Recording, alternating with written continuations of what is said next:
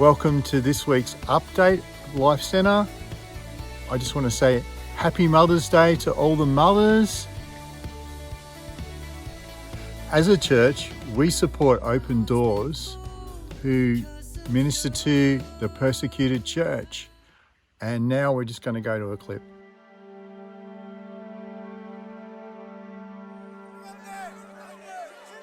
When I became a Christian, my village turned against me.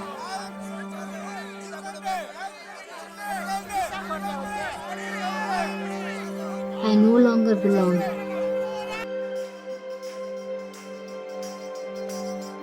But I continue to worship Jesus. And many others believe.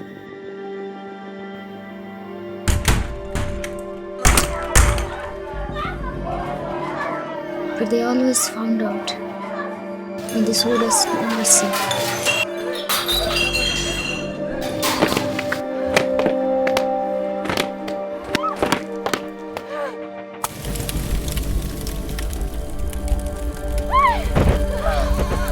This is what you get for following Jesus, they said.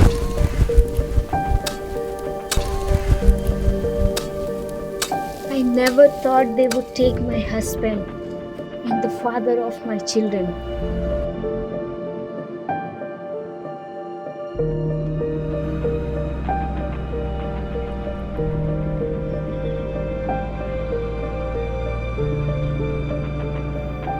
But God's ways are not our ways.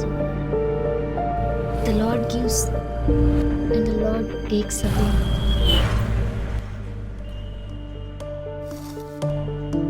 We are hard pressed on every side, but not crushed, perplexed, but not in despair, persecuted, but not forsaken, struck down, but not destroyed. We always carry around in our body the death of Jesus, so that the life of Jesus may also be revealed in our body.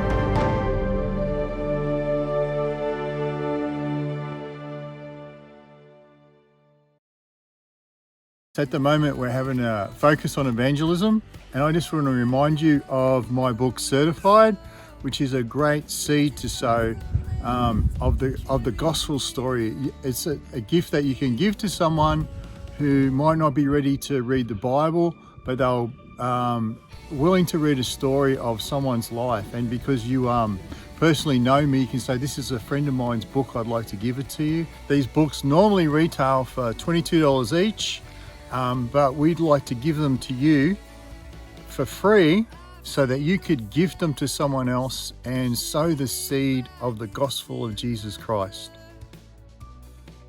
You just never know what that seed's going to do. It might sit on someone's shelf for 12 months, and then at the right time the Holy Spirit can prompt them, they can read it and they can hear the gospel and they can even get saved. So yeah, they'll be available in the foyer.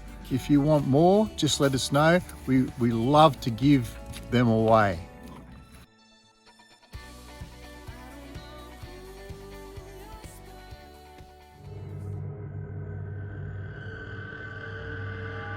Yeah, I remember the first night I arrived here at Jayward, Ararat.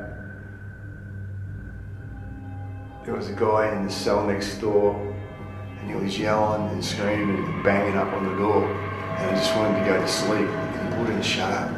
And I was yelling and screaming at him. I was saying, shut your mouth, I'll rip your head off. And he was yelling and screaming back at me, telling me he was going to rip my head off. I was just saying, shut up, I want to go to sleep. Anyhow, the next morning, I'm still like sedated, drugged, you know. The cell door comes open. I get out there and this guy from the cell next door comes running around and I go flat on my back and he's on top of me and he won't let go. That was my first morning in Jayward, Ararat. What a crazy place. Full on. The most violent men in Victoria, criminally insane, and here I am.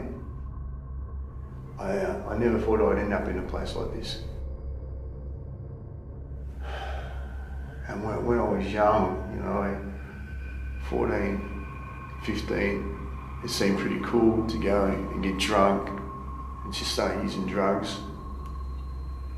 But after a while, it wasn't so cool. It wasn't so much fun. It wasn't just having to get smashed every day to feel normal. Eventually, I was going to go to jail, and I really didn't want to go to jail. So I got my cousin and his missus and myself, we went to Western Australia and we were there drinking, drugging, doing what we normally do, doing crime just to survive. And one night we had this thought, oh, let's have a seance with letters and numbers. We got a glass and we started put our finger on it, we started asking questions and it started moving, it started working. We thought, oh wow, this works. We weren't expecting it to really seem like a game. And then after a while, the Spirit said, you don't need the board anymore.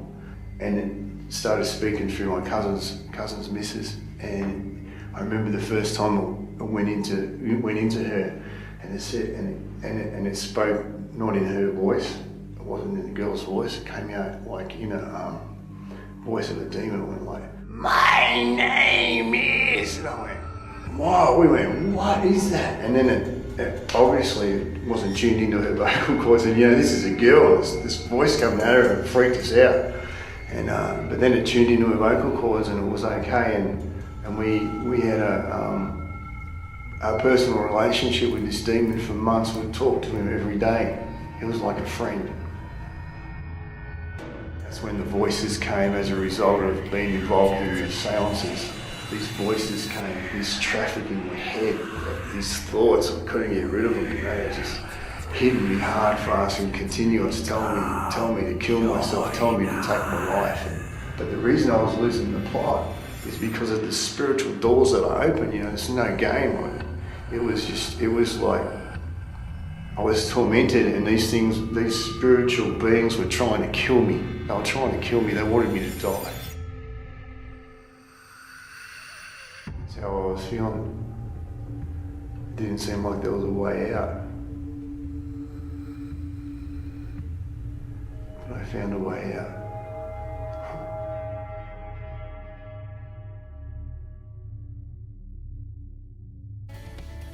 Look forward to seeing you 3 o'clock Sunday for afternoon tea. Bye.